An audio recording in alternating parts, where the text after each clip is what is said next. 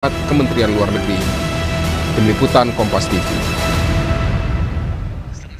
Saudara, kasus kematian diplomat muda yang ditemukan tewas di kamar indekosnya menjadi misteri hingga saat ini. Polisi masih terus melakukan penyelidikan untuk mengungkap kasus tersebut, termasuk mengusut penyebab kematian korban. Lantas, apakah latar belakang korban yang pernah menangani kasus tindak pidana perdagangan orang terkait dengan misteri kematian korban? Lalu bagaimana menemukan titik terang dari kasus ini? Kami membahasnya bersama dengan Komjen Purnawirawan Arief Sulistyo, Kabareskrim Polri tahun 2018 sampai 2019, yaitu Komjen Purnawirawan Arief Sulistianto, dan juga telah bergabung bersama kami di Kompas Petang Pak Handoko Gani yang merupakan pakar mikro ekspresi. Selamat petang semuanya. Selamat petang. Saya ke Pak Arief dulu nih, sebagai mantan Kabareskrim nih, apa yang harus dilakukan polisi atau sejauh mana yang dilakukan polisi untuk mengungkap kasus ini, termasuk dalam mendalami latar belakang, profesi, pekerjaan dari korban yang pernah mengurusi kasus TPPU ketika menjadi diplomat? Iya, terima kasih Mas Yasir. Perkara ini adalah perkara penemuan korban meninggal dunia dalam keadaan kesendirian, sehingga tingkat kesulitannya cukup tinggi. Oleh karena itu, penyidik memang harus diberikan waktu. Di tengah-tengah sorotan publik, banyak opini, banyak persepsi, dan banyak asumsi. Tetapi saya ingatkan kepada penyidik bahwa di dalam penyidikan tidak boleh berasumsi. Semua based of evidence, semua harus berdasarkan fakta, dan harus menerapkan scientific crime investigation. Jadi, scientific crime investigation itu bukan ditemukan barang bukti dibawa ke lapor, tapi ini merupakan satu metode ilmiah di dalam melakukan satu penyidikan yang didasari dengan prinsip kejujuran, kebenaran, objektivitas, dan transparansi. Apa yang harus dilakukan? Pertama, menemukan mayat di dalam kamar sendirian. Ini kan ada dua, dari masalah ini dia sudah mengumpulkan informasi-informasi. Dari informasi yang diperoleh ini, dia membuat hipotesa, dugaan-dugaan. Dugaan itu mungkin ada dua yang bisa dilakukan oleh penyidik. Pertama, apakah korban ini bunuh diri atau ini karena kasus pembunuhan. Dari dua hipotesa ini, baru langkah keempat adalah mengumpulkan alat bukti, mengumpulkan fakta-fakta. Fakta-fakta dari berbagai macam sudut. Pertama, kita mengenal triangle evidence, ada TKP, dan itu sangat penting. Yang kedua, ada korban yang dilakban. Yang ketiga adalah tersangka yang sedang dicari. Jadi tiga alat bukti ini harus bisa terhubung semuanya. Kemudian dilakukan otopsi. Setelah otopsi akan ditemukan dua setidaknya. Apa sih penyebab kematian ini? Dan yang kedua, kapan matinya ini? Jadi dari kaku mayat, dari lebam mayat, dokter forensik akan mengetahui sudah berapa lama korban ini meninggal dunia. Memang itu perkiraan ya, tapi setidaknya lintasan waktunya akan bisa diperkirakan oleh penyidik, terakhir keluar kapan, terakhir menghubungi orang-orang yang dihubungi siapa saja, sehingga akan bisa ditentukan.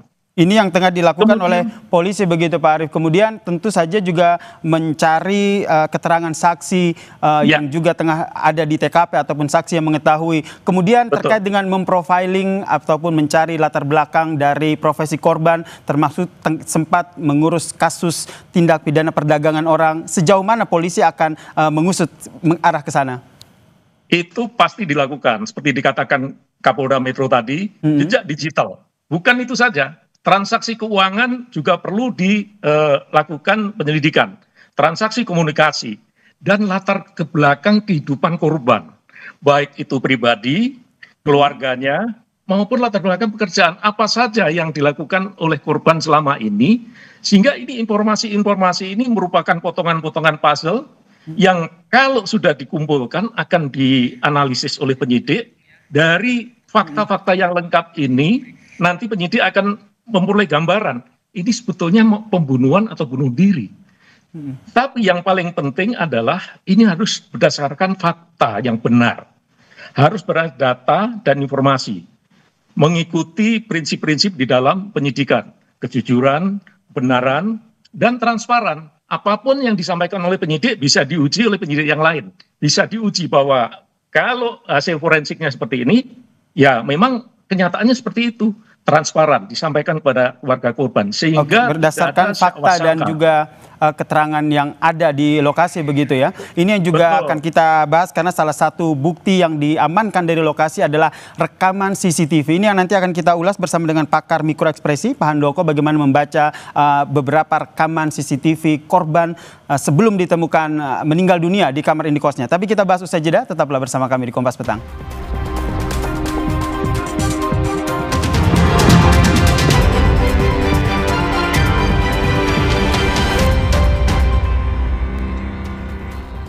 Misteri kematian diplomat yang ditemukan tewas di kamar indikosnya ini yang masih kita bahas bersama dengan Komjen Purnawirawan Arief Sulistianto, Kabareskrim Polri 2018-2019 dan Pak Handoko Gani, pakar mikroekspresi. Saya ke Pak Handoko.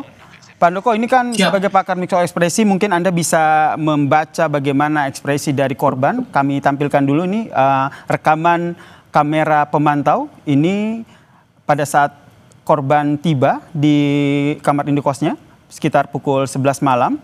Kemudian nanti ada CCTV lain yang menggambarkan korban keluar begitu. Kalau kita lihat lebih detail ini kan saat korban keluar ini lebih santai begitu. Kemejanya sudah dibuka, kemudian membawa kantong kresek yang diduga sampah untuk dibuang, kemudian kembali lagi. Apa yang bisa Anda baca sebagai pakar mikroekspresi? Ya, pertama yang harus saya sampaikan bahwa dalam hal ini saya tidak hanya membaca mikroekspresi. Kalau mikroekspresi itu wajahnya saja. Tapi sebetulnya yang dibaca adalah bahasa tubuhnya, jadi keseluruhan tubuhnya. Nah, tetapi sebelum itu saya ingin menegaskan suatu hal, yaitu bahwa yang beredar ini kan memang hanya 2 cuplikan atau 3 cuplikan tadi ya. Saat pulang, saat keluar, ngambil kantong kresek yang diduga sampah, kemudian saat kembali dengan pakaian terbuka.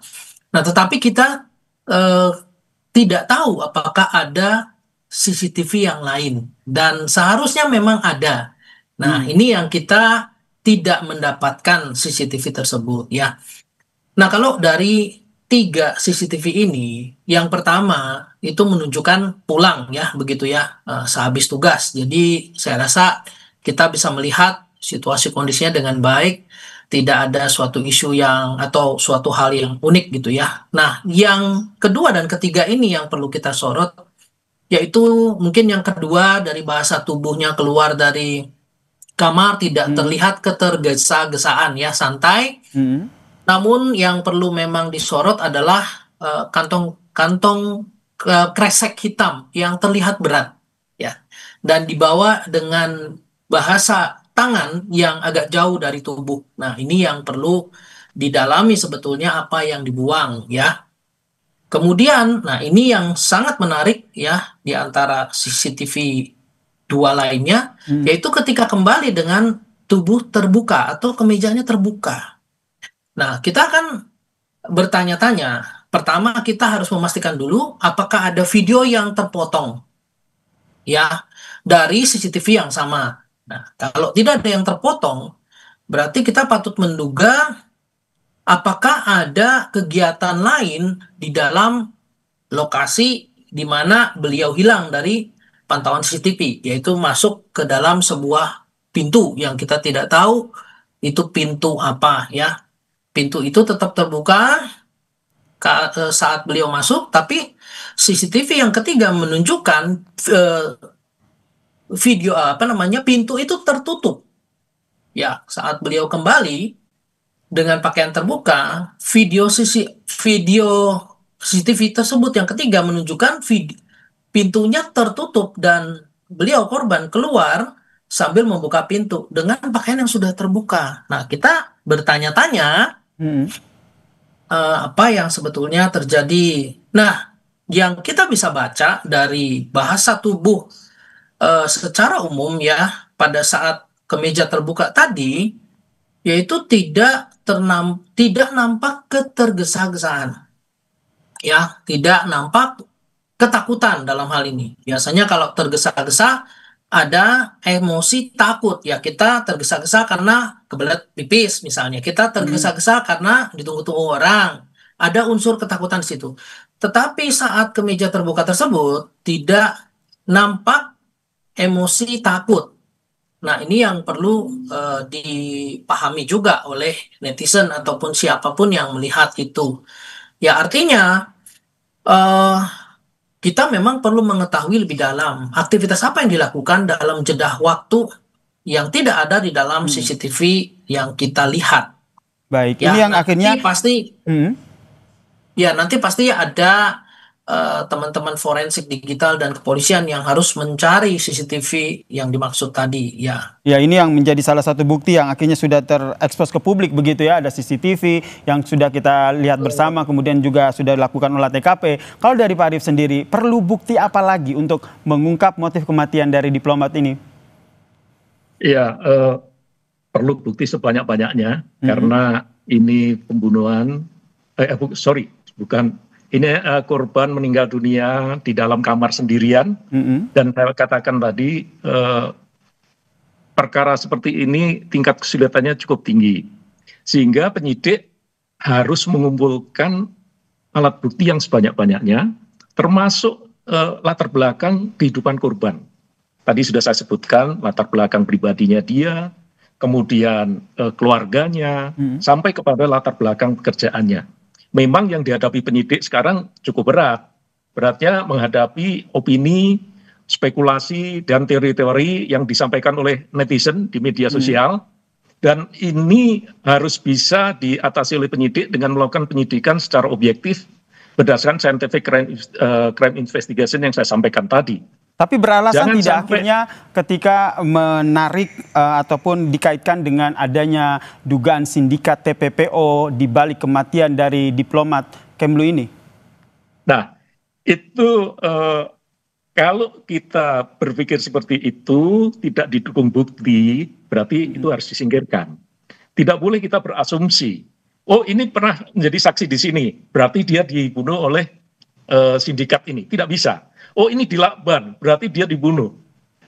Kita tunggu penyidik yang akan menyampaikan bukti-bukti secara objektif. Sampai ada yang spekulasi begini, karena ini di Lakban, maka ini adalah teori pembungkaman. Dasarnya apa gitu loh. Padahal belum ada bukti-bukti yang mendukung terhadap pernyataan itu. Jadi menyidik itu kan seperti menggambar puzzle. Jangan sampai karena tekanan publik, penyidik ini harusnya menyusun puzzle-nya, gambarnya harimau, yang jadi kelinci.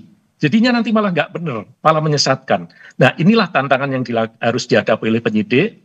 Baik. Di tengah tekanan publik, tentu juga di tengah keinginan dari keluarga untuk bisa mengungkap apa sih sebenarnya yang terjadi. Penyidik harus tetap on the track, penyidik harus tetap objektif, dan menjaga etik, moral, profesionalitas dia di dalam melakukan penyidikan untuk menemukan kebenaran yang sebenarnya, bukan kebenaran yang dibuat-buat, tapi kebenaran yang didasarkan pada kejujuran. Baik, kita nantikan ya. Terlebih tadi Kapolda juga sudah menyatakan bahwa kurang dari seminggu begitu. Seminggu ini nanti hasil dari penyelidikan ini akan diungkap ke publik. Terima kasih Komjen Purnawirawan Arief Sulistianto, Kabarreskrim Polri 2018-2019, dan juga Pak Handoko Gani, pakar mikroekspresi dan juga bahasa tubuh, telah bergabung bersama kami di Kompas Petang. Salam sehat semuanya. Dan saudara, usai jeda Kompas Petang akan kembali